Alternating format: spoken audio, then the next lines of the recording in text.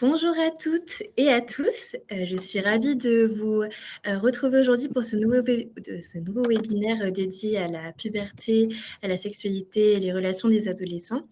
Alors, vous êtes nombreux à vous être inscrits, donc merci de votre présence.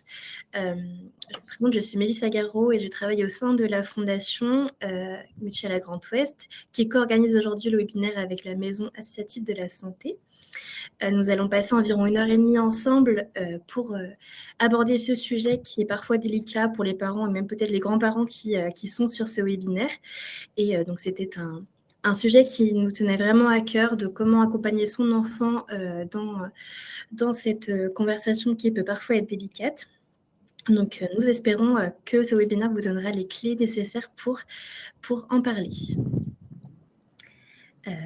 Donc voilà, peut-être un petit point technique, Cathy, avant de commencer. Oui, alors merci beaucoup. Alors Mélissa, alors l'adolescence, pour rebondir sur ce qui vient d'être dit, est une période vraiment passionnante, mais parfois déroutante, hein, autant pour les jeunes, pour les adultes qui les accompagnent. Donc entre les transformations du corps, les premières relations, les émotions qui s'intensifient et les nombreuses informations qui circulent, il n'est pas toujours simple de savoir comment aborder ces sujets sereinement. Mais pendant cette rencontre, nous allons explorer ensemble les enjeux de la santé sexuelle à l'adolescence, déconstruire quelques idées reçues et puis partager surtout des repères concrets pour favoriser le dialogue. L'objectif n'est pas d'avoir toutes les réponses, hein, bien sûr, mais de renforcer notre capacité à écouter, à accompagner et à être des adultes de confiance auprès des jeunes. Alors, je vous propose, installons-nous confortablement, gardons nos questions et notre curiosité bien ouverte et profitons de ce temps d'échange ensemble. Je vous souhaite un excellent webinaire.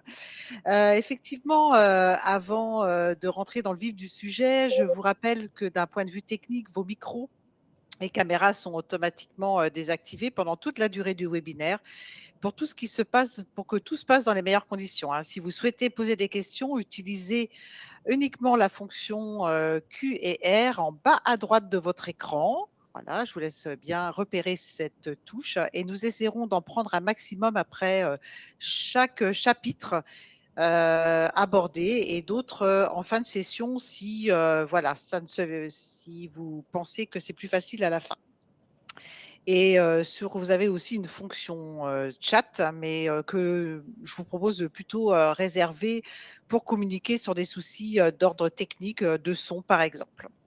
Donc pour ouvrir ce temps d'échange de ce midi, je vais donner la parole à Mélissa dans un premier temps, redonner la parole à Mélissa, donc qui est chargée de communication à la Fondation Mutalia, pour nous présenter la fondation.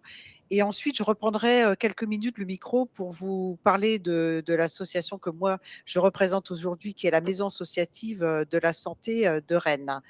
Mélissa, par Oui. rapport au diaporama, peut-être Oui. Oui. le Est-ce que les partager. intervenants, vous pouvez partager le diaporama si c'est possible pour présenter la fondation.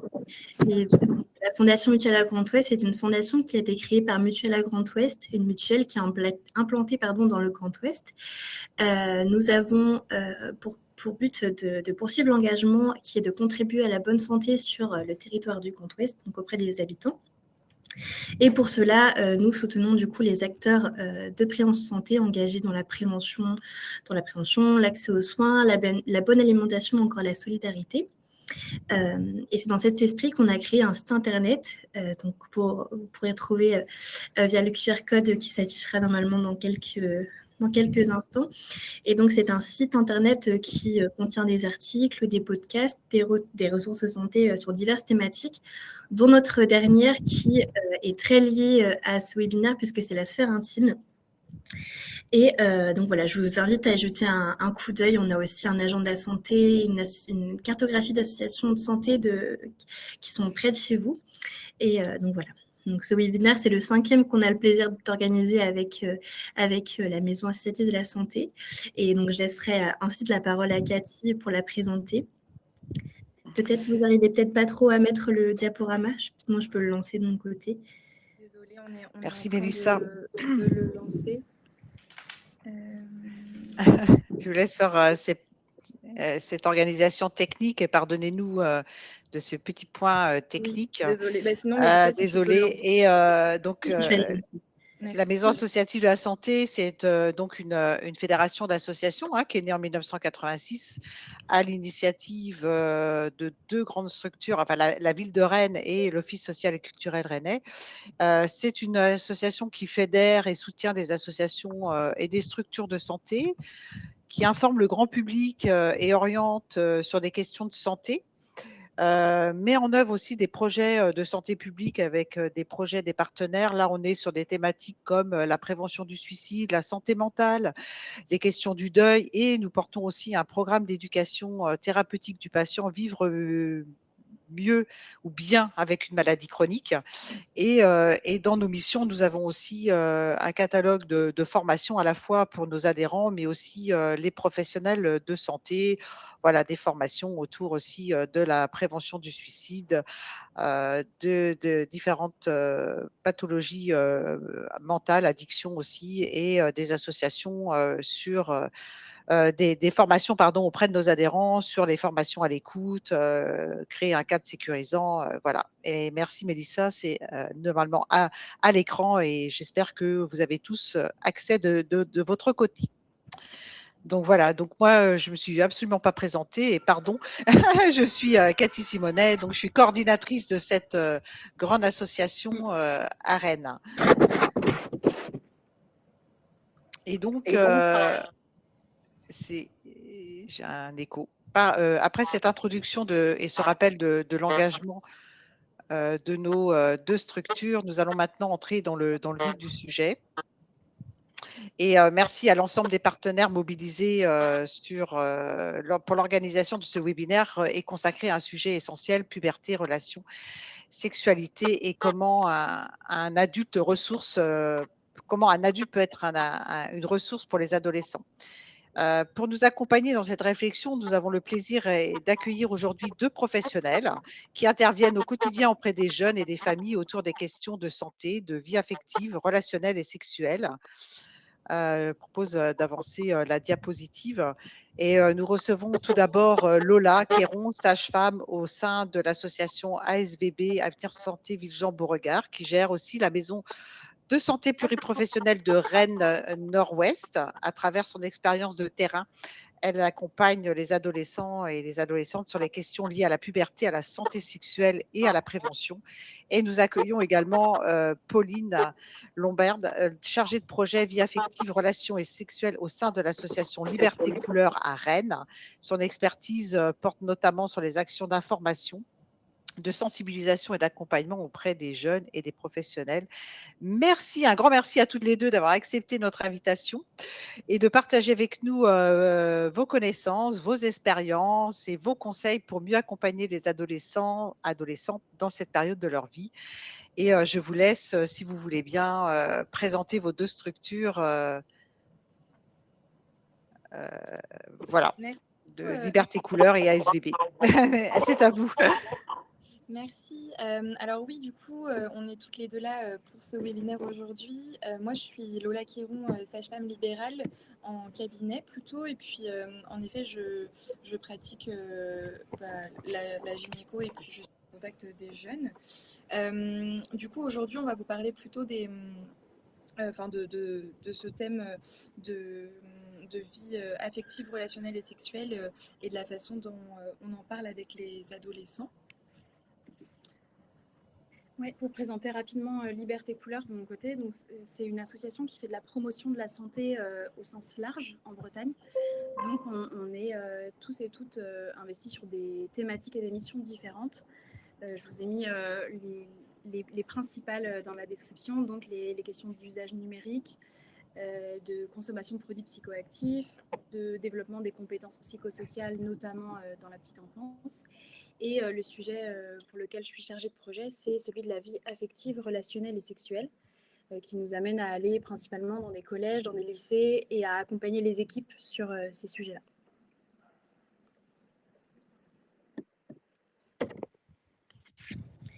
Pour commencer, on vous propose un premier quiz auquel vous pouvez donc répondre dans le sondage, si j'ai bien compris. Oui, c'est ça. Je viens de lancer le quiz et vous pouvez trouver dans le sondage. Mélissa, excusez-moi, il y a un petit problème de son, je crois, d'interférence quand tu parles. Oui, je ne sais pas d'où ça vient. Ok. Mais Bon. voilà, en tout cas, vous pouvez participer au Est-ce- sondage. Il vient d'être publié. Je vois qu'il a quelques réponses déjà. Donc, qui est censé éduquer les adolescents à la vie affective, relationnelle et sexuelle. Donc voilà, vous avez diverses réponses.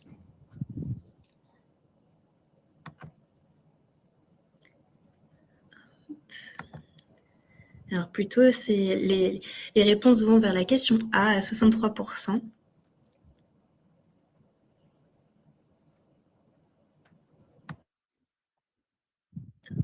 Alors, mesdames, vous en pensez quoi? C'est la réponse A.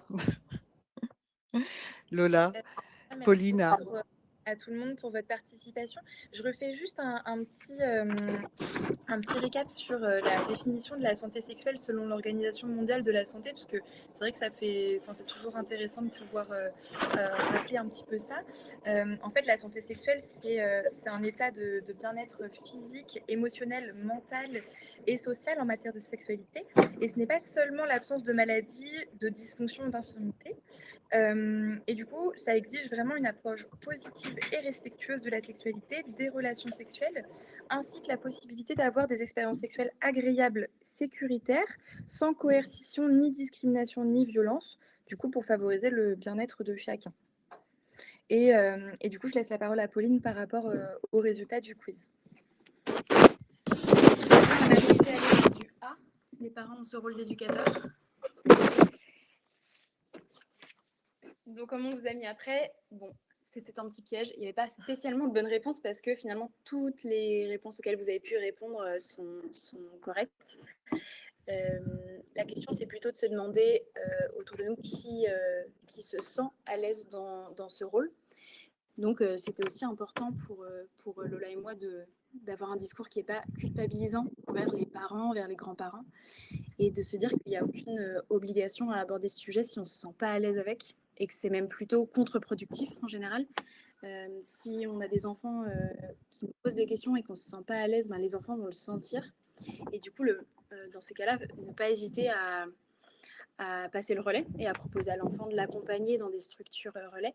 À la fin, on vous a préparé un récapitulatif de justement toutes les structures et les ressources pour orienter les jeunes et les parents aussi, d'avoir des espaces de ressources. Là, c'était aussi l'occasion de faire un point sur ce qui se passe dans le milieu éducatif, puisque comme vous voyez dans le diapo, il y a une loi depuis 2001 qui pose une obligation de séance d'éducation à la vie affective, relationnelle et le S de sexuel qui arrive à partir du collège dans les écoles, les collèges, les lycées, à raison de 3 séances par an et par niveau. Ça veut dire que même si en tant que parent, on ne se sent pas légitime ou à l'aise de faire cette éducation-là, elle est censée être mise en place dans le cadre de l'école, de l'éducation de nos enfants. Donc ne pas hésiter aussi, ça peut être un rôle de parent de demander au collège, au lycée, à l'école, ce qui est fait en matière d'évar ou d'évarce, et d'en discuter avec les autres parents. Des fois, il y a besoin que ça vienne aussi des parents pour rappeler le cadre légal aux professionnels de l'établissement, il ne faut pas hésiter. Et on vous a dit que dans les réponses, évidemment, c'est aussi très légitime d'accompagner ces enfants vers des professionnels du médico-social pour avoir des espaces de discussion plus anonymes et plus discrets qu'avec les parents.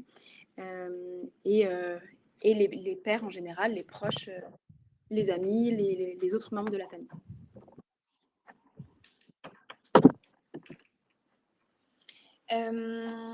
Du coup, par rapport au changement du corps, on vous a préparé de nouveau un petit quiz concernant l'âge à partir duquel il faudrait emmener son enfant chez le gynécologue ou la sage-femme. Alors, je ne sais pas pourquoi ça ne marche pas. Est-ce que vous voyez bien le diapo ? Alors, en ce moment, non. Ça, D'accord. Moi non plus, je ne le vois pas. pardon pour ces petits soucis techniques, vraiment, aujourd'hui. Donc, on voit la slide de la question et donc il y a Non, on ne quelques voit pas, réponses. Mélissa. Nous, Si, ça moi, tourne. je le vois bien en tout cas. Ah, ok, pardon. Nous, ça tourne, ouais. Donc, il y a en tout cas déjà 70% de réponses sur la réponse C. Ok. Alors, on va la lire si jamais il y a des personnes qui ne la voient pas. Donc, la question, c'était à quel âge faut-il emmener sa fille à une consultation gynécologique? La réponse A, c'est à partir de la puberté, entre parenthèses, des premières règles. La réponse B, lors du début de la vie sexuelle. Et la réponse C, il n'existe pas d'âge précis. Et nous, il faut qu'on clique pour voir. Ah oui, mais comme Mélissa a dit, apparemment, il y aurait une majorité de personnes qui auraient répondu il n'y a pas d'âge précis. Alors, en effet, pour le coup, c'est absolument vrai. Je rappelle juste qu'en fait, une gynécologue ou une sage-femme peuvent absolument répondre à ce besoin de première expérience au niveau de l'intime et au niveau de son corps, si jamais il y a des besoins. En fait, on va être sur quelque chose qui n'est pas du tout de l'ordre de l'obligatoire. On ne fait pas du tout d'examen gynécologique lors d'une première consultation. On n'est pas forcément du tout tenu à en faire une. On va plutôt recevoir les femmes ou les jeunes filles dans un contexte où elles ont des questions, elles ont besoin elles ont des soucis par rapport à leurs règles, elles ont des questions au niveau sexualité. En fait, comme on est des personnes qui sont dans ce milieu-là et que souvent, du coup, on est des personnes aussi ressources autres que les parents, le côté anonyme peut être plus facile pour poser ces questions en toute discrétion et intimité. Et évidemment, du coup, on est également là pour le côté contraception et du coup aussi, on favorise le fait que la sexualité se déroule sans risque. On évoque également le côté du sujet du papillomavirus. Alors, vous avez sans doute dû en entendre parler parce que c'est quelque chose qu'on évoque beaucoup au collège, étant donné que la vaccination se fait souvent avant 15 ans. Alors, il est possible de faire vacciner son enfant, donc garçon ou fille, dans un contexte où c'est un virus qui provoque le cancer du col de l'utérus, qui peut le provoquer au niveau des femmes et dont les hommes sont vecteurs. Mais c'est également possible de le transmettre entre femmes à partir du moment où on est sexuellement actif. Donc pour toutes ces questions-là, si par exemple quand vous avez eu l'info, ce n'était pas forcément clair ou que votre enfant a des questions directement, ça peut être possible de consulter une gynécologue ou une sage-femme sans problème. Pareil, je ne sais pas si c'est quelque chose que vous avez déjà expérimenté en tant que parent ou grand-parent, mais en tant que femme et en tant que jeune fille, de plus en plus tôt, on en voit au cabinet des jeunes filles qui ont des règles qui sont extrêmement douloureuses, qui ont un impact assez important au niveau de la qualité de leur vie, qui peut même avoir un impact au niveau de leur scolarité. C'est possible de consulter sage-femme ou gynécologue assez tôt, même sans être sexuellement actif du tout, à partir du moment en fait, où il y a une problématique au niveau de la sphère gynécologique ou au niveau de l'intime. Il ne faut vraiment pas hésiter à prendre un rendez-vous. On vous recevra évidemment avec plaisir.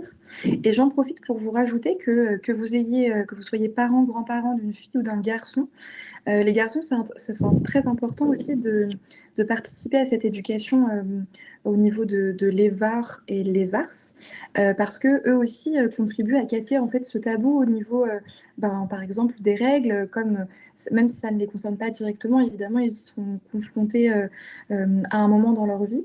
Et le fait d'amener de l'information assez tôt rend les choses beaucoup plus fluides et moins problématiques au fur et à mesure que leur vie avance. Voilà. Je ne sais pas si vous avez des questions par rapport à ce qu'on vient d'évoquer avec Pauline. On y répondra évidemment avec plaisir. Alors, oui, dans le chat, je crois, Mélissa. Oui, c'est ça. J'ai vu une question. Je ne sais pas si vous m'entendez bien. Très bien. Ok, super. Alors, il y avait une question qui était: est-ce possible pour une mineure de consulter une sage-femme en libéral de manière anonyme et sans l'accord des parents? Donc, avec Absolument. Absolument. C'est vrai qu'au niveau sécurité sociale, il y a des choses qui ont été mises en place pour pouvoir recevoir les mineurs de manière anonyme sans que, en effet, il y a un lien de fait avec les parents.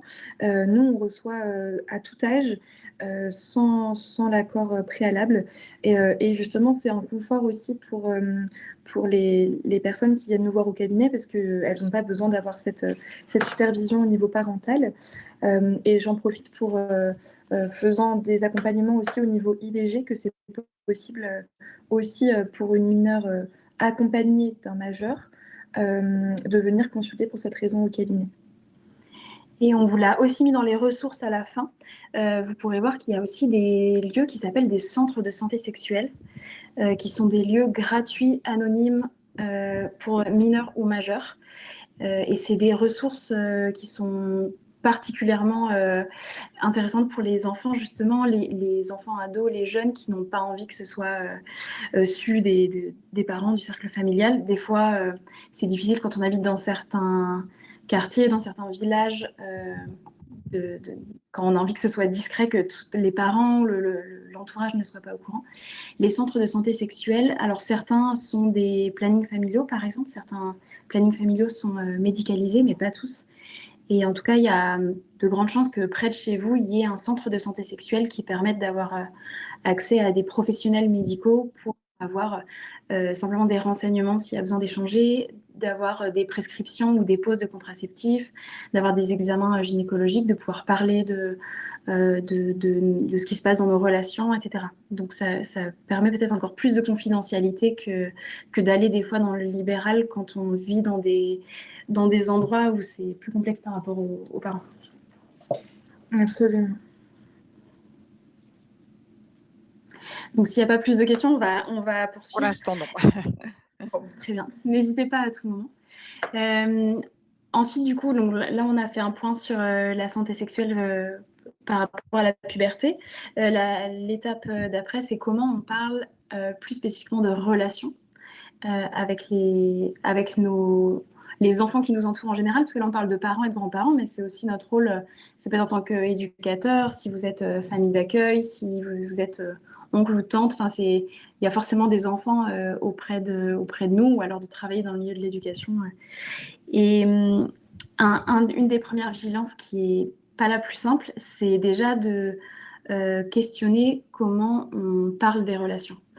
Donc d'avoir cette vigilance dans notre propre discours, à le penser de la manière la plus inclusive possible. Ça veut dire ne pas présupposer des choses dont nous-mêmes on a hérité en termes d'éducation.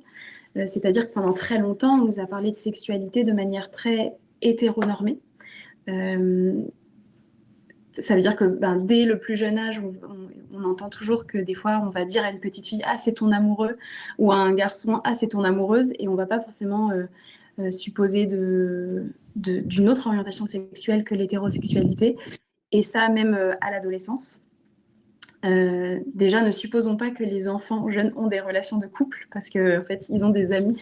Et c'est nous, en tant qu'adultes, qui supposons des relations romantiques ou amoureuses alors que à leur âge, c'est des relations d'amitié et même à l'adolescence, finalement, du coup, de re-questionner notre propre hétéronormativité. Le fait qu'on nous a transmis une vision pénétrative aussi de la sexualité.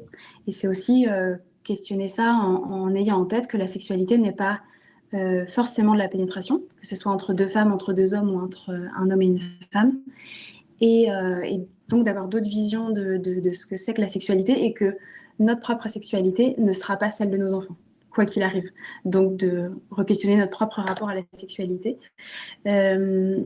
D'avoir des formulations inclusives autour de la parentalité supposée.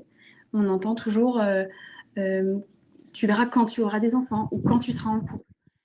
Donc, c'est se dire que peut-être notre enfant ne voudra pas être parent, peut-être que notre enfant ne souhaitera pas être en couple, peut-être que notre enfant ou ce jeune ou cette jeune est asexuel ou aromantique, donc ne ressent pas de désir sexuel ou ne ressent pas de désir amoureux ou romantique.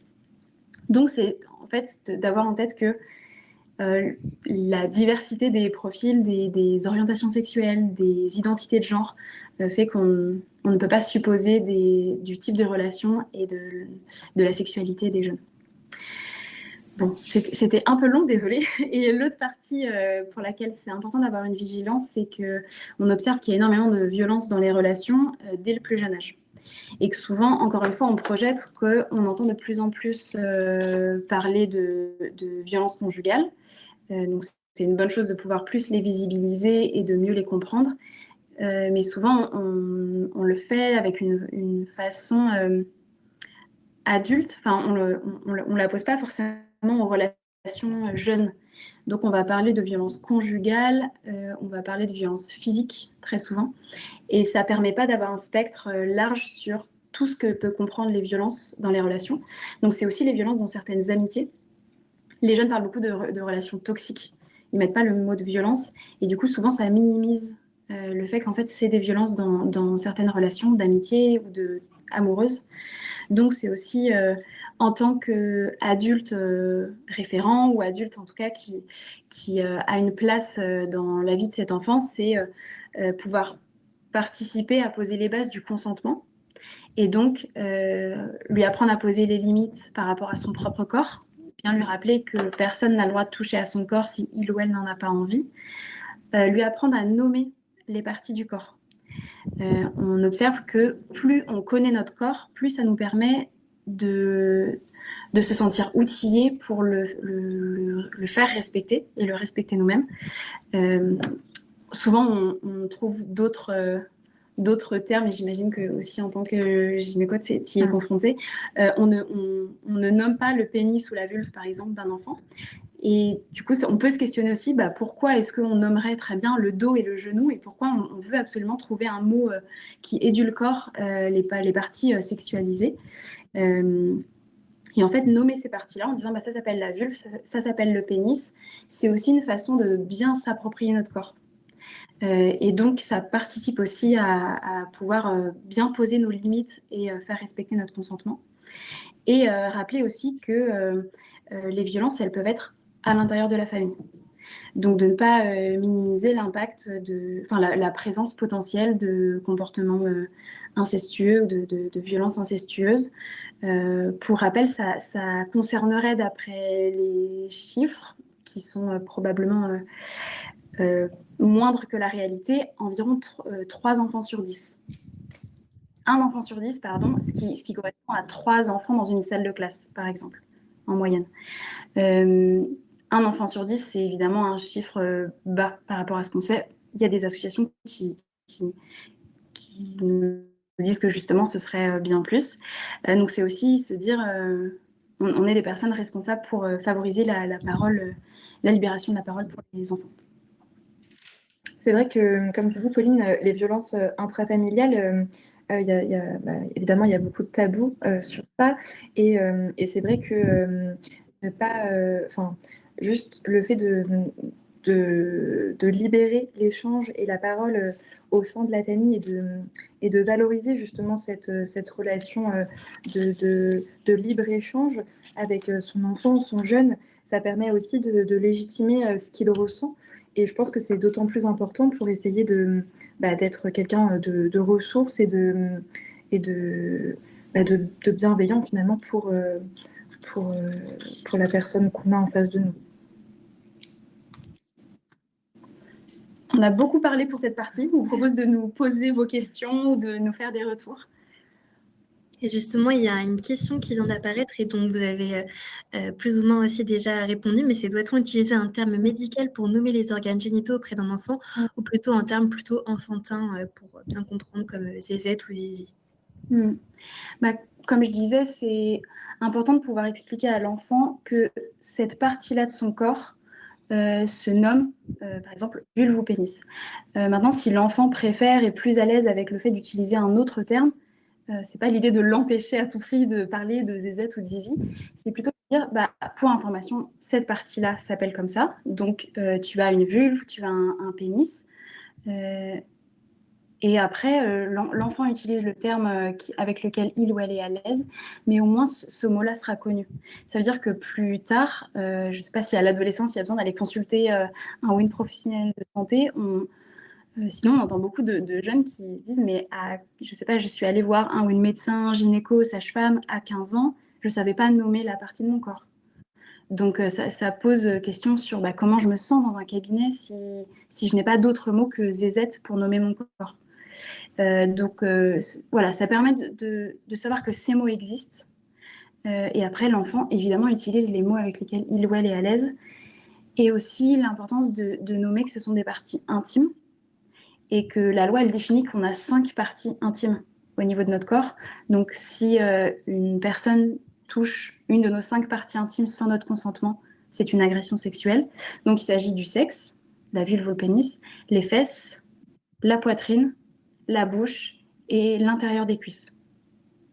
Et donc, de pouvoir nommer particulièrement ces parties-là pour faire respecter le consentement et les limites du corps. Et je trouve que aussi ça permet, comme tu l'as dit, Pauline, de vraiment non seulement s'approprier, mais de les placer sur son corps et de ne pas minimiser leur importance comme on a besoin enfin, je veux dire, de notre bras ou de notre main pour vivre. En effet, ces organes font partie de notre corps et ils ont déjà une utilité dès la naissance. Et en effet, leur utilité et leur sens va évoluer au fur et à mesure de la vie. Mais c'est important que les enfants, les jeunes sachent qu'ils existent et pas derrière des termes cachés comme si déjà on devait le taboutiser, si je puis dire. Je me permets, j'avais une question en fait, quand vous dites qu'il faut s'approprier son corps, qu'il faut mettre des noms sur ce que vous avez dit sur ces parties intimes. Moi, la question, je me dis que dans certaines familles, c'est compliqué, c'est tabou, on n'en parle pas. Pas forcément une histoire d'ethnie, hein, c'est aussi, mais est-ce que dans le milieu scolaire, à partir de quel moment on en parle de tout ça? On en parle en primaire, on en parle au collège, on en parle quand? Voilà. Alors, dans le programme EVAR, donc EVAR, c'est jusqu'au CM2. Et donc, comme je disais, à partir de la 6e dans le programme, à partir du collège, le S de sexualité apparaît. Dès la primaire, c'est quelque chose qui fait partie du programme. De pouvoir, justement, c'est les bases de pouvoir nommer les parties du corps, identifier lesquelles sont intimes, sans forcément aller sur des notions d'agression sexuelle. Enfin, pas du tout, simplement, moi, mon corps, à quoi il ressemble, quelles sont les zones intimes que les autres personnes n'ont pas le droit de toucher sans mon consentement. Et du coup, l'intégration de la notion de consentement. Et après, on le revoit aussi Enfin, ça continue tout le long du collège. La 6e et la 5e, c'est beaucoup tourné autour d'enseignements autour de la puberté. Donc pareil, apprendre à nommer le corps et tous les changements qui vont apparaître au moment de la puberté. Et on continue à apprendre à nommer parce que moi, par expérience, je continue de le voir, même au lycée. Il y a des interventions où je suis obligée de reprendre les bases anatomiques et où les élèves ne connaissent pas le mot vulve, par exemple, ou alors confondent avec le vagin, c'est pas très clair pour eux. Enfin, il y a besoin de reprendre des bases anatomiques de comment nos corps sont faits. Mais en tout cas, il n'y a pas d'âge minimum pour parler de ces termes parce que, comme disait Lola, c'est des termes, c'est factuel en fait. Notre corps est fait de cette façon-là. Et c'est pas censé être un tabou que de nommer la vulve et le pénis, puisque c'est des parties de notre corps au même titre que notre nez ou nos pieds. Et c'est vrai que c'est intéressant aussi de parler de questionner en fait votre enfant, la personne avec qui vous vivez, que vous côtoyez, de savoir comment lui les nomme et avec quoi il est à l'aise et de questionner aussi si il ou elle sait comment on nomme cette partie-là. Et parfois, c'est vrai que même si on a l'impression que tout le monde est au courant, entre guillemets, il y en a beaucoup, en effet, qui connaissent pas. Alors, ils connaissent plein de synonymes de comment on peut appeler une vulve ou un pénis. Et finalement, c'est quelque chose qu'ils utilisent voilà, entre copains, dans la sphère plutôt sociale, amicale, amoureuse, mais pas forcément, en effet, autre part. Et c'est vrai que c'est important de juste remettre les noms et la place du corps à sa place. Il y a un commentaire justement d'une participante qui évoque le fait que dans un des programmes EVAR en maternelle, ils nomment les parties intimes en grandes sections et c'est le programme de la ronde des Lucioles. Voilà. Alors, je ne connais pas le programme La Ronde des Lucioles, mais en effet, dès la grande section, en fait, c'est adapté dès que l'enfant, dès qu'on lui parle des parties de son corps, ne pas nommer. Il y a beaucoup de livres pour enfants qui apprennent à nommer les parties du corps pour les premiers livres de lecture. Et souvent, cette zone n'existe pas. Au maximum, il y a les fesses. Et souvent, on passe sur la zone du sexe, du coup, ce qui participe à la rendre tabou aussi. C'est ça. Alors que nommer les parties de son corps de façon factuelle n'est pas le sexualiser du tout. Ah oui, alors je rebondis sur le commentaire de Constance. Et en effet, ça fait partie des 5 zones, ce qui permet souvent de faire le lien avec le consentement par rapport au bisou, au fait d'embrasser quelqu'un. Ce qui est aussi quelque chose d'intéressant à questionner dans notre déconstruction auprès des enfants, de systématiser le fait de leur demander « Est-ce que tu as envie que je te fasse un bisou ?» ou alors proposer comment tu veux qu'on se dise bonjour, par exemple. Et de ne pas systématiser le bisou parce que c'est aussi une façon de parler du consentement dès le plus jeune âge, de dire en fait on n'est pas obligé de se faire des bisous pour dire bonjour. Et la bouche, c'est une zone intime. La bouche, c'est plutôt dans le sens d'embrasser quelqu'un sur la bouche, qui est un acte intime et qui nécessite du consentement, évidemment. Mais la bise aussi, on peut se dire que c'est déjà une forme de consentement, de demander à un enfant si on a envie si il ou elle a envie qu'on lui fasse la bise. C'est vrai que sur les bisous, on entend parfois des enfants dire je vais te faire un bisou d'amoureux. Et on disait tout à l'heure qu'il n'y a pas ces termes-là chez les enfants, mais en tous les cas, c'est ce qui est dit un peu aussi dans les familles pour dire plus simplement des choses. Et un bisou d'amoureux, c'est vraiment, je pense, pour l'enfant. Enfin, après, c'est de la représentation, mais peut-être où il y a vraiment de l'amour, quoi, même si c'est entre parents, grands-parents, frères, sœurs. Enfin, voilà. En tous les cas, merci de ces éclairages. Moi, j'apprends beaucoup en tous les cas. Est-ce qu'on on poursuit. Voilà. Un autre chapitre. Du coup, maintenant, on va parler plutôt de la sexualité. Alors, désolée, j'ai juste lu le petit commentaire de Constance qui disait que c'est tout à fait dans le programme sur le consentement des baisers, mais nous axons pour les matériels, la vulve, le pénis, les fesses, pour ne pas noyer les infos. Donc, bien sûr, en effet, ça peut être beaucoup d'infos d'un coup. Maintenant, le fait de l'amener, juste d'en parler, je pense que ça reste important pour pas oublier que ça reste quelque chose qui doit rester quelque chose qu'on a envie de faire et pas qu'on force à faire dans tous les cas. Et de la même façon pour la personne en face.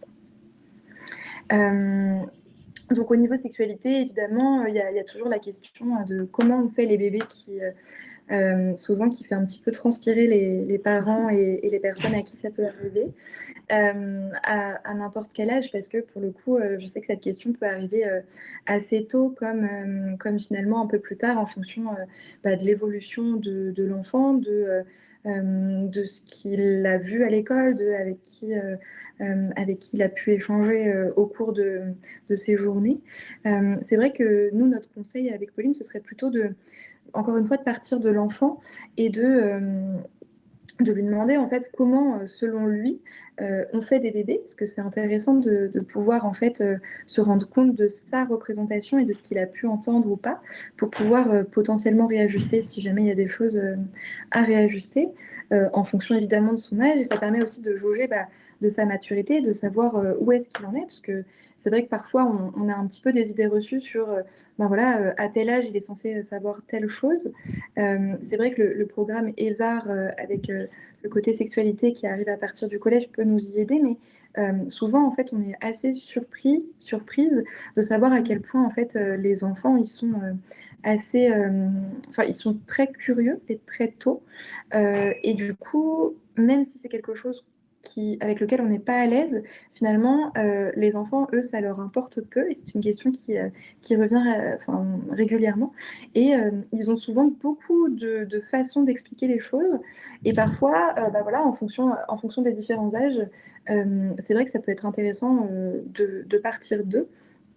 Euh, et, euh, et en plus, ça peut être aussi une ouverture sur comment nommer les parties du corps qui interviennent également dans cette façon de comment on fait les bébés. Ça peut vraiment justement donner lieu à plusieurs autres échanges qui peuvent être d'autant plus intéressants et importants du point de vue de l'enfant que stricto sensu comment se fait l'acte de faire un bébé. Mais forcément, le corps est quelque chose qu'on a tous en commun, et ça va être une question qui va revenir régulièrement et assez rapidement pour les enfants parce que ça va bien les intéresser. C'était d'ailleurs, pardon Lola, c'était d'ailleurs dans une pub, je ne sais plus si c'était le lait Candia, c'est quoi cette bouteille de lait? Parce que c'est papa, comment on fait les bébés? Et que le papa était effectivement, tout ce que vous disiez, était gêné par la réponse et préférait parler de la bouteille de lait. Donc voilà, oui. Donc c'est vrai que tout à fait juste, sociétal. Ouais, Pardon. vraiment. Non, mais c'est vraiment pas rare. Et puis pour le coup, c'est vrai que si vraiment en fait on se retrouve en difficulté, ne pas hésiter à se tourner vers des ressources. Encore une fois, je fais le lien avec la dernière diapositive, mais même en tant que parent, on peut poser la question à d'autres personnes, éducateurs, professionnels de santé, qui peuvent nous aiguiller un petit peu plus singulièrement sur la situation de vous et de votre enfant ou de la personne qui vous entoure pour pouvoir essayer au mieux de vous accompagner là-dessus. Moi, je sais que c'est pas rare. Alors, ça va plutôt être, je sais que j'ai des parents qui me posent la question sur comment aborder les premières règles, mais c'est vrai que comment on fait les bébés revient également. Et nous, on peut avoir justement des supports, des livres, des petits outils pour pouvoir en parler. Et c'est vrai que les professionnels de santé sont aussi des personnes ressources si vous vous sentez évidemment d'en parler avec eux. Donc ça peut être aussi intéressant d'y penser. Et je voulais rajouter que ça nous paraît être un détail, mais c'est important aussi de rappeler qu'on ne peut pas faire de bébé quand on a 4-5 ans. Parce que on entend aussi des situations d'agression entre enfants qui après répondent innocemment, mais on a voulu faire des bébés parce que c'est comme ça qu'on nous a expliqué. Et en fait, de pouvoir quand même dire que on peut faire des bébés que si notre corps il est prêt à le faire, donc que notre corps il est devenu adulte. Pour bien dire ce n'est pas possible à ton âge, et que c'est quelque chose qui est réservé aux corps qui sont prêts à pouvoir le faire. Ce qui permet d'éviter des scènes. Absolument. Non, mais c'est vrai. Et puis aussi, c'est pour faire du lien avec la sexualité en général et puis avec les risques évidemment que cela peut provoquer. Le corps d'une femme est vraiment conçu pour pouvoir porter un bébé après une fécondation. Et c'est vrai que les premières règles sont un petit peu le signe de ce nouveau départ, on va dire. Et du coup, le fait de consulter quelqu'un ou d'aller dans un centre ressources à ce niveau-là, c'est aussi s'intéresser à tout ce que maintenant cela permet et tout ce que cela risque et également parce que évidemment le fait qu'il y ait des rapports sexuels à partir d'un âge où où on a eu notre puberté, ce n'a pas les mêmes risques qu'avant une puberté évidemment. Donc c'est vrai que parler aussi de ce que ça implique et pas que des changements du corps, c'est intéressant à ce niveau-là. Donc au niveau de la temporalité, en fait, pour nous, il n'y a pas vraiment d'âge pour en parler. C'est vrai qu'il n'y a pas un gâteau d'anniversaire qu'on souffle et puis les parents qui se disent derrière, bon allez, cette année, c'est le moment. On dirait que, en fait, comme la maturité des enfants, des adolescents dépend vraiment de tout un tas de choses, notamment évidemment de leur âge, de leurs expériences, du lieu dans lequel ils ont grandi et de qui ils fréquentent à l'école en tant que professeur ou ami. En fait, je dirais que c'est vraiment aussi à prioriser au niveau espace du quotidien, notamment à travers les livres, les séries, au niveau de l'entourage également. Donc au final, on se rend compte que tout est potentiellement aussi prétexte pour pouvoir aborder ce sujet sans en faire non plus une affaire d'État, comme on peut voir avec certains parents qui estiment qu'à partir d'un certain âge, voilà, il faut avoir la discussion où on doit s'asseoir tous les deux et sortir un préservatif et pouvoir le donner à son enfant. Ça peut être beaucoup moins formel et beaucoup plus libre comme échange en partant vraiment de ce que votre enfant sait ou a comme question, parce qu'il y en a qui ne sont pas du tout prêts à parler de ça et c'est pas du tout un souci.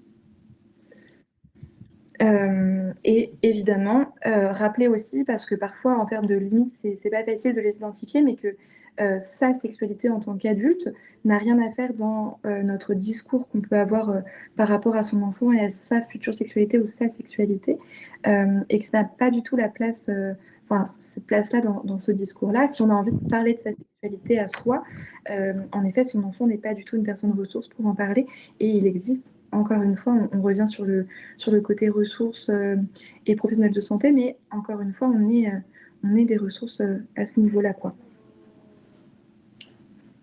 Tu as quelque chose à rajouter, Pauline? Oui, c'était le fait que si l'enfant nous pose des questions, c'est pas forcément des choses qu'il ou elle vit dans sa sexualité, et donc de ne pas faire une réponse destinée à l'enfant, en disant si tu fais ça, ou si tu as déjà fait ça, ou si un jour il t'arrive, et en fait de faire des réponses qui soient assez générales pour que le jeune ou l'enfant puisse venir prendre ce qui l'intéresse sans forcément que ce soit des questions personnelles. Donc de dire ah bon, mais toi, c'est-à-dire que tu l'as déjà fait, ça veut dire que, en fait, non. On a le droit de poser des questions sans qu'on soit concerné et de maintenir l'intimité de l'enfant dans nos propres réponses. Et de continuer de favoriser sa curiosité, parce que évidemment, même si on n'a pas, évidemment qu'il y a énormément de questions autour de cette question, de cette période de puberté, de sexualité, et du coup, c'est vrai qu'il y a pas mal de jeunes ou d'enfants qui se disent, je vais évidemment pas en parler à mes parents parce que sinon ils vont penser qu'ils vont. Et en fait, c'est vrai que de favoriser cette posture ouverte et aussi de généralité de ce qui peut se passer, c'est intéressant pour pouvoir favoriser l'échange, quoi. Encore une fois.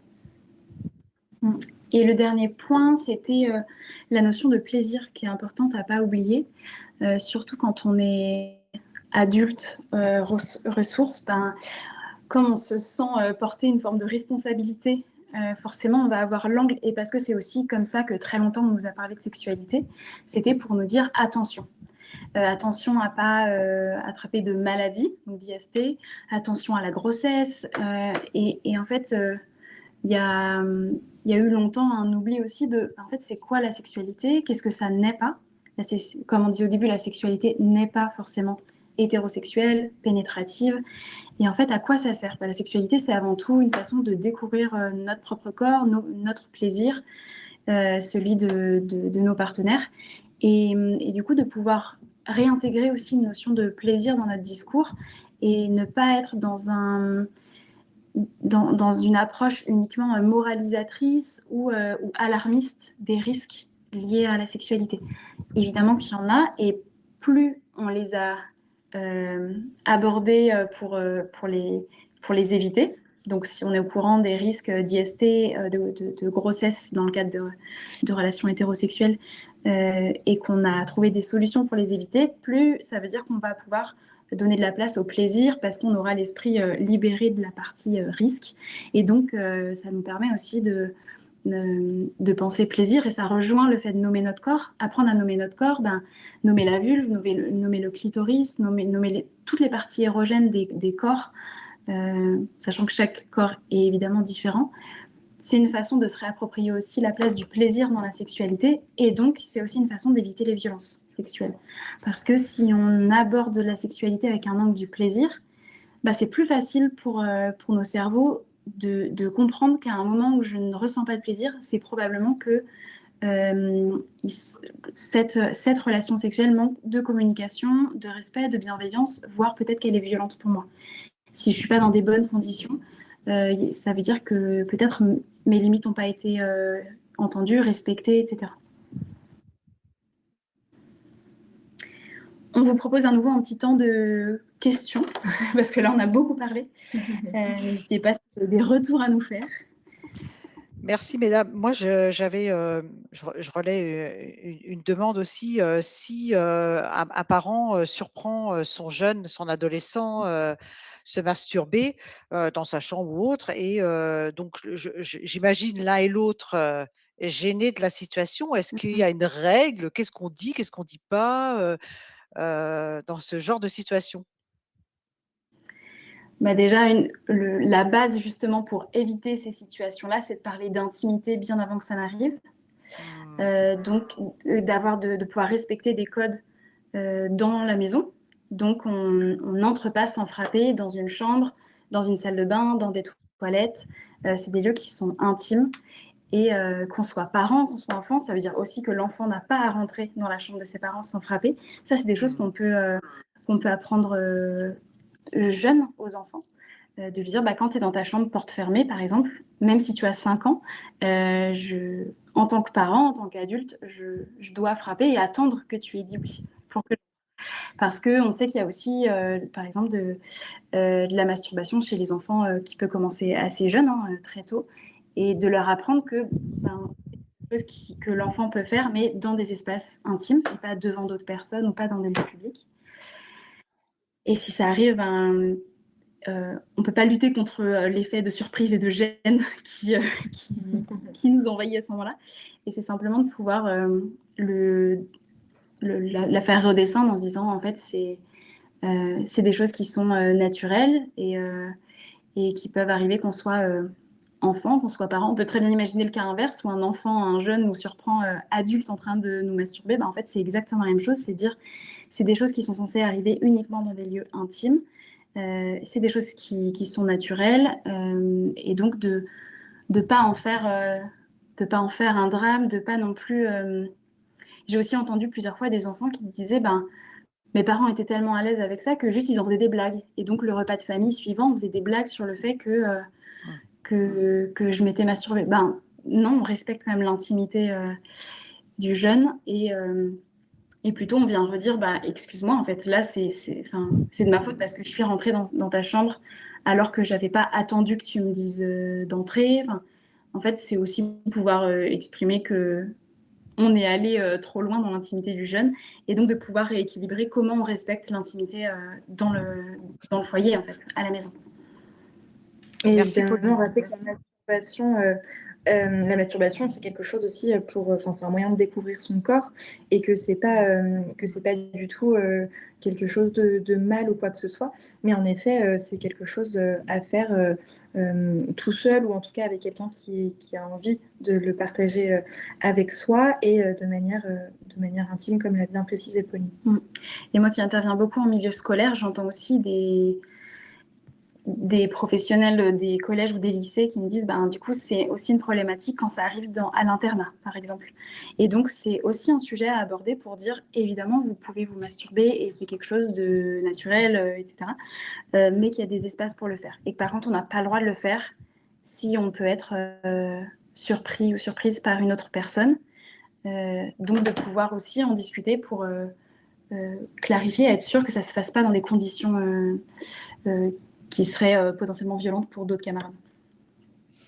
Et justement, Pauline, quand vous évoquez le fait que ça peut se faire dans un établissement scolaire, même à l'abri, etc., est-ce que, petite transition sur le fait est-ce que vous avez des soutiens des infirmières scolaires sur ces questions d'intimité, de sexualité chez le jeune? Est-ce que ce sont aussi des ressources à l'intérieur d'un établissement scolaire?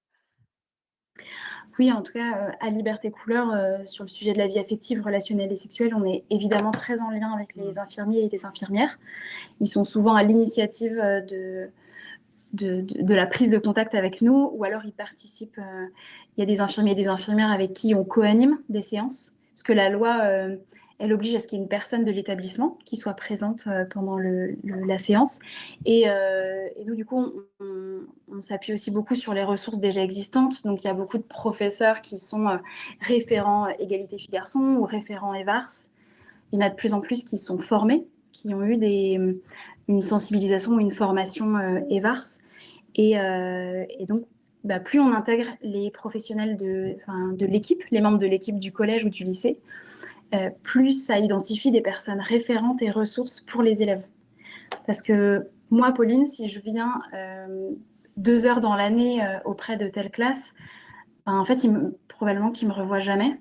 Alors que si je co-anime avec une personne ressource de l'établissement, ça veut dire qu'après, le ou la jeune, peut-être pourra retourner à l'infirmerie et aura identifié que ce n'est pas un lieu dans lequel on peut aller uniquement parce qu'on a mal à la tête, mais aussi pour parler de nos relations, de comment on se sent, de notre corps.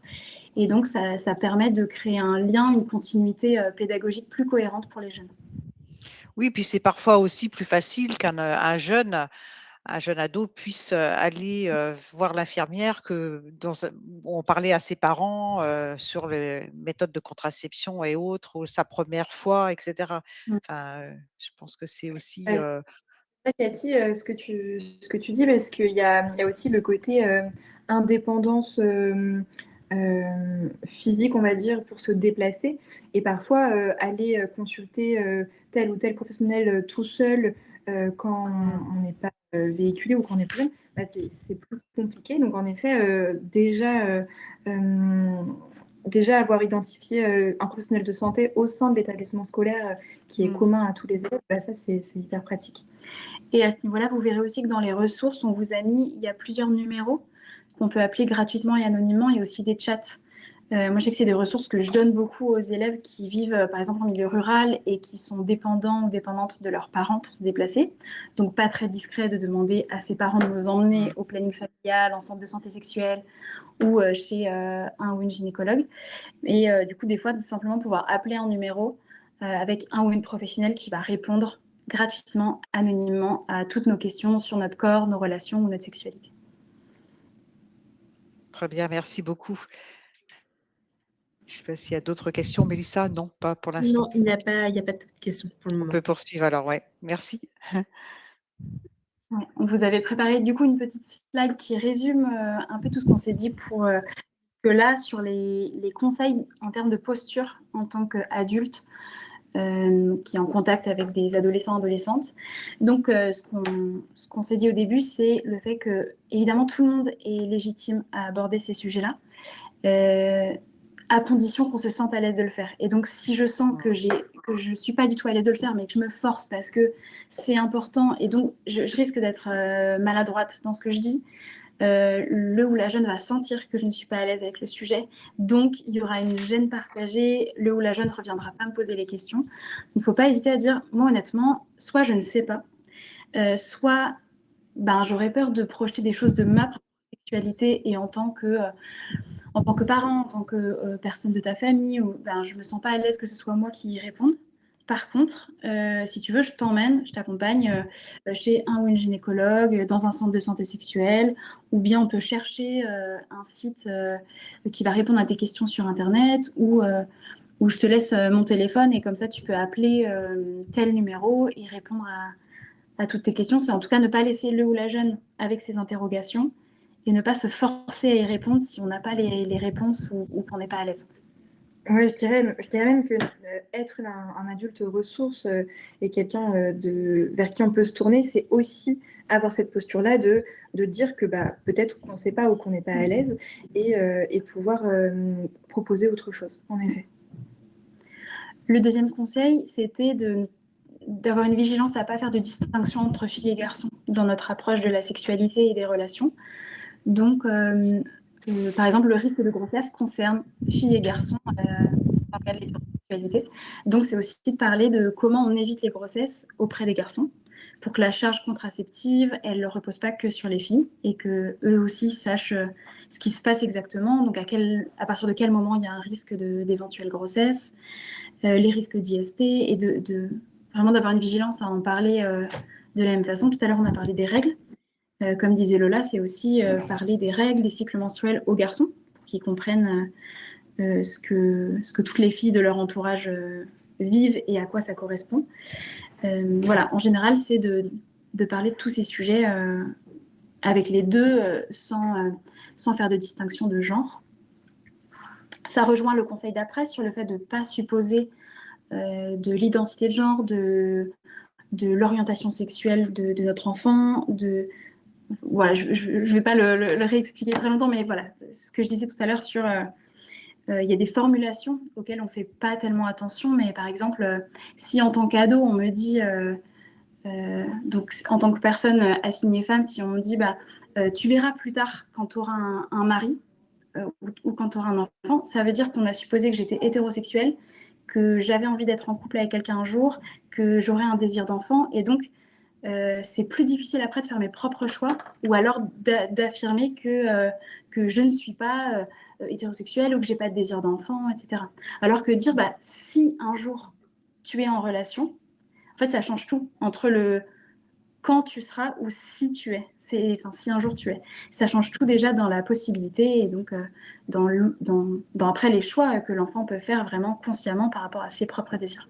Et ça permet aussi d'être quelqu'un de ressources et vers qui on se sent libre de parler, parce que évidemment, si on présuppose directement, et forcément, on peut être amené à se dire, j'ai pas forcément envie de considérer cette personne, de lui en parler, de parler de tout ça, de ce que je vis, parce qu'elle a déjà, entre guillemets, décidé, elle s'est déjà fait une idée sur ce que je devrais faire ou qui je devrais être, et forcément, du coup, vous excluez un petit peu directement de ce que vous pouvez proposer en termes de ressources à votre enfant. Oui, c'est clair que ça, c'est quelque chose qu'on entend souvent. Si les parents supposent notre hétérosexualité et en parlent, ça veut dire que si je perçois que je ne suis pas hétérosexuelle ou que je me pose des questions, ce n'est pas vers mon parent que j'aurai envie de me tourner. Forcément. Parce que je vais peut-être appréhender sa réaction si je lui annonce que je ne suis pas hétérosexuelle.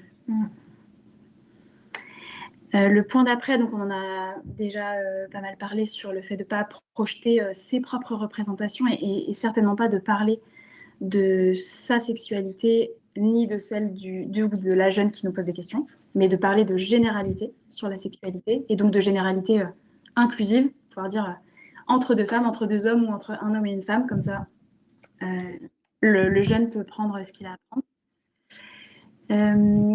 Ensuite, le point d'après, c'est le fait de ne rien imposer. Donc, surtout pas imposer au jeune ou à la jeune de dire je t'ai pris rendez-vous chez le ou la gynéco, on va y aller. Mais plutôt de lui expliquer ce qui existe comme lieu ressource, comme personne ressource, comme ressource sur Internet, dans les livres, et de pouvoir dire moi, je suis là si tu as besoin.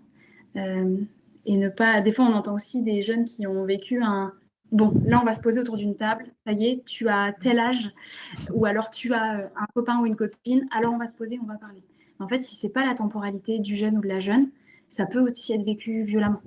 Donc, de pouvoir plutôt, encore une fois, se montrer comme personne ressource, de dire je suis là si tu as besoin, ou alors il existe toutes ces ressources-là si tu as besoin.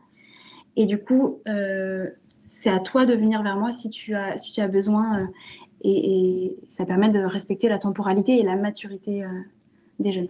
Ou de questionner aussi, par exemple, qu'est-ce que tu penses qu'est-ce que tu penserais d'aller prendre rendez-vous chez une sage-femme ou de quoi toi tu sens que tu aurais besoin en ce moment? Est-ce que tu aurais envie qu'on aborde certaines choses ensemble? Et si c'est non, super, mais vous vous êtes déjà positionné comme personne qui peut écouter ou qui peut aussi donner d'autres informations dont le jeune aurait besoin.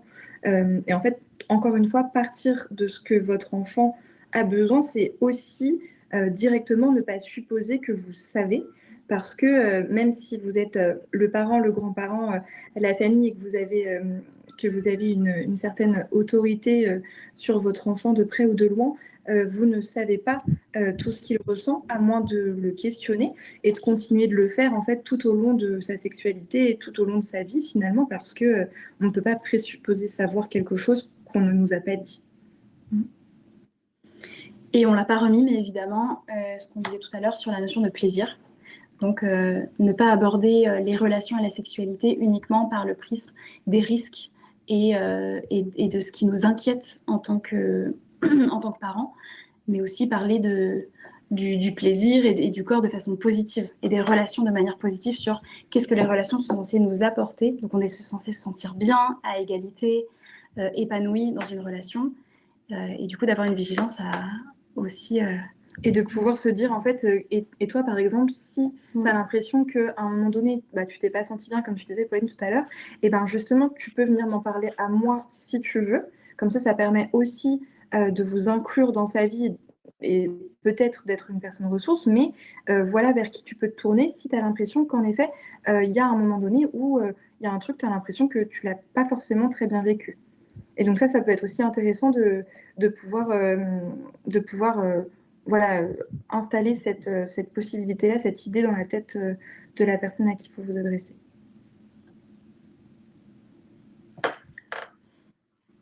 Merci. Je pense que sur les ressources, on voit sur la diapo qui vient, vous pouvez tout à fait commenter, hein. On est sur un webinaire un peu régional, mais j'imagine qu'il y a aussi des points dans les autres départements, des points des structures ressources. En tous les cas, là apparaît sur les premières structures, des structures rennaises et des numéros utiles. Je vous laisse commenter peut-être plus au niveau national. Vous avez peut-être des éléments complémentaires à nous donner? Donc, tout en bas, évidemment, c'est uniquement des numéros nationaux, donc vous pouvez les appeler où que vous soyez. Et les structures qu'on a indiquées en première partie, en effet, on a mis les coordonnées des structures plutôt bretonnes, particulièrement rennaises, mais évidemment qu'il y a des plannings familiaux, des maisons des adolescents, des centres de santé sexuelle, etc., dans la majorité des départements et des régions. Donc, n'hésitez pas à chercher de votre côté. Et justement, il y a des numéros aussi qui peuvent nous orienter. Par exemple, le premier numéro que vous avez dans Numéro utile, le numéro vert du planning familial, c'est un numéro qu'on peut appeler aussi pour avoir des coordonnées.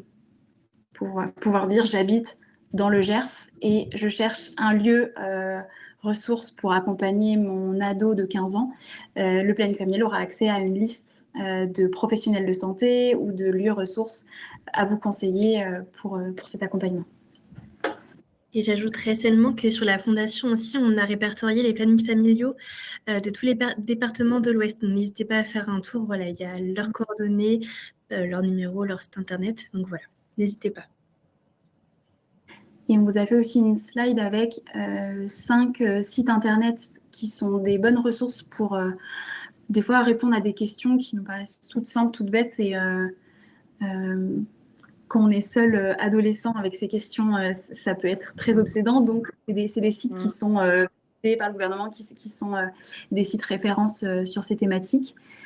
Parce qu'on sait aussi que des fois, si on pose des questions très, très globales sur un site internet, voire à l'IA, ce qui est la ressource qui est de plus en plus utilisée par les jeunes, on n'aura pas forcément des réponses fiables. Là, sur ces sites-là, ça l'est. Et on vous a aussi mis des propositions de ressources bibliographiques. Je me permets, sur les sites internet, il n'y a pas là de risque de blocage, vous savez, parentaux, là, l'autorisation parentale, c'est pas sur ce genre de site. On est d'accord que c'est ouvert? Non, OK. normalement, il n'est pas censé y en avoir. Bon, tout dépend de comment a été programmé le contrôle parental. Ouais. Il n'est pas censé y en avoir. Je crois même que, par exemple, sur le premier qu'on vous a mis, donc On s'exprime, je crois qu'il y a un petit bouton, alors arrête-moi Pauline si je me trompe, mais où on peut sortir du site rapidement. En haut à droite, on peut faire quitter ce site et du coup, il est supprimé automatiquement de l'historique si on a, par exemple, un ordinateur qui est partagé. Et du coup, comme ça, pareil, ça protège l'intimité, la discrétion des jeunes, comme par exemple les sites pour se renseigner au niveau violence conjugale ou violence faite aux femmes, pour ne laisser encore une fois aucune trace et pour pouvoir favoriser la discrétion et l'intimité. Ça, c'est super bien pensé, en tous les cas, et rassurant, on va dire aussi, pour les uns et les autres. OK. Est-ce Voilà. que vous avez des questions? Est-ce qu'il y a des choses qui n'ont pas été abordées? D'autres questions? Mélissa, il semble pas. Non, j'en vois pas pour l'instant. Je ne sais pas si les participants souhaiteront commenter quelque chose ou poser quelques questions. Écoutez, on peut dire ça. S'il n'y a pas... Ouais, la chaleur, cette semaine caniculaire nous a tous ralentis. En plus, on est à l'heure du déjeuner, on peut comprendre, voilà, mais en tous les cas, c'était très, très riche. Si vous permettez, je crois qu'on peut conclure. Enfin, en tous les cas, on arrive au terme de ce webinaire. Donc, vraiment un grand merci à nos deux intervenantes, Pauline et Lola, pour la richesse de vos interventions, et merci à vous, les participants en ligne, pour vos questions. Nous espérons que cet échange vous aura donné des repères concrets pour accompagner les adolescents, adolescentes avec plus d'aisance sur ces sujets essentiels, mais parfois on a vu tout au long du webinaire un peu difficile à aborder. Enfin, moi je dis un grand merci à la Fondation Mutualia, hein, non seulement pour son engagement en faveur de la santé, mais aussi pour son soutien financier à la réalisation de ce webinaire.